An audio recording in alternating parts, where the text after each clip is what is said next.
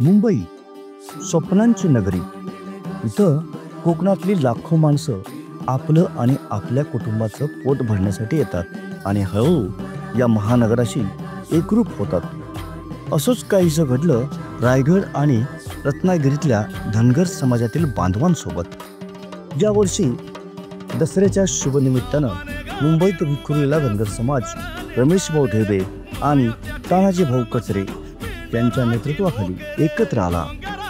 या उपक्रमातून केवळ एकत्र येणं नव्हे तर आपल्या संस्कृतीचा अभिमान आणि परंपरा जपण्याचा संदेशही देण्यात आला. हायपाय मुंबईच्या गर्दीतही या समाजानं आपल्या गजी नृत्याच्या तालावर परंपरेची ओळख जिवंत ठेवली. या कार्यक्रमात रायगड, रत्नागिरी आणि पुण्यातील समाज बांधव सहभागी झाले. त्यांनी एकतेतच शक्ती असा संदेश दिला.